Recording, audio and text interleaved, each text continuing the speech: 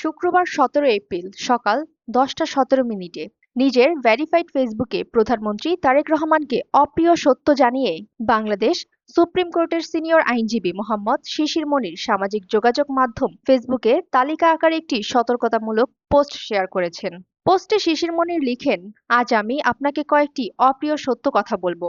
মানা কিংবা না মানা আপনার একান্ত বিষয়। উল্লেখ করে এই সিনিয়র আইনজীবী বলেন, অতীতে অতিরিক্ত তোষামোদির কারণে অনেকেই হেয় প্রতিপন্ন হয়েছেন।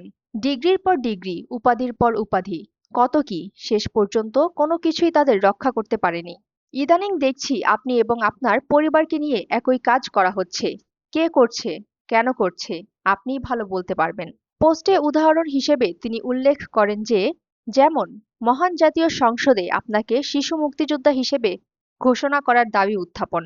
টাইম ম্যাগাজিনে আপনি ১০০ জন প্রভাবশালীদের একজন, তাই সংসদে অভিনন্দন প্রস্তাব আনা খবরে এসেছে। সবাই জেনেছে। আপনাকে সামনে রেখে অভিনন্দন প্রস্তাব কেন আবার?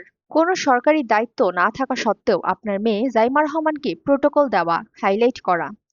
শিক্ষামন্ত্রী, সংসদে আপনাকে সম্রাট বাবরের সাথে তুলনা করা। আপনার হাতে আপনার শাসনকালে আপনার মেয়ের মাধ্যমে আপনার মাতা দেশনেত্রী মহরুমা বেগম খালেদা জিয়াকে মরণোত্তর স্বাধীনতা পুরস্কার দেয়া। ক্রিকেট বোর্ডে কেন্দ্রীয় নেতাদের সন্তানদের মিলন মেলা বানানো, আপনাকে পায়ে ধরে সালাম করা, যদিও একজনকে আপনি নিষেধ করেছেন, ইত্যাদি। নিঃসন্দেহে আপনি বেশ কিছু সহজ সরল ব্যতিক্রম উদাহরণ দেখিয়েছেন, জানিয়ে শিশির মনির বলেন, যেমন যেমন সাধারণ জামাকাপড় পরিধান করা, প্রোটোকল কম ব্যবহার করা, হেঁটে যাওয়া, বিদ্যুৎ কম ব্যবহার করা, সময় মতো অফিসে যাওয়া, ছুটির দিন কাজ করা ইত্যাদি। সুমাইয়া ফারাজি, দৈনিক আর নিউজ। সার্চ কমিটির মাধ্যমে গঠন করে নিয়োগ দেওয়া হবে। যাকে ইচ্ছে তাকে হায়ার করা, যাকে ইচ্ছে তাকে ফায়ার করা যাবে না। এগুলোর পারপাস কি? এগুলোর পারপাস হলো ক্ষমতাটা যেন ১-২ জন ব্যক্তির কাছে কেন্দ্রীভূত না থাকে, এই প্রক্রিয়াটাকে ডিসেন্ট্রালাইজ করার অংশ। এখন যদি ঘুরে ফিরে এই ক্রিয়েটিভ অর্ডিনেন্সগুলোকে আবার বাদ দেওয়া হয়, এই অর্ডিনেন্সগুলোকে আইনে পরিণত করা না হয়, তাহলে তো ক্ষমতা will be centralize, power will be centralize to particular party, particular ব্যক্তি, particular group. Then consequence will be the same thing as it happened before.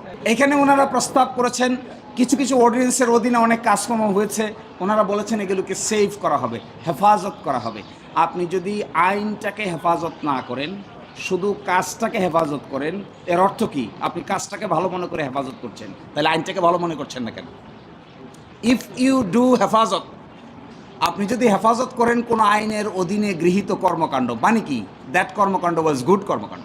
High court ডিভিশনে বিচারক নিয়োগ হয়েছে এই অধ্যাদেশ অনুযায়ী। এই যে অধ্যাদেশটি যদি বাদ করে দেন, তাহলে এই বিচারকদের কি হবে? তখন তারা বলছেন এই বিচারকদেরকে আমরা এখানে হেফাজত করব, আর বাকি পরবর্তীতে যারা আসবে তাদেরকে আর হেফাজত করতে হবে না, তারা হেফাজতের বাইরে চলে যাবে।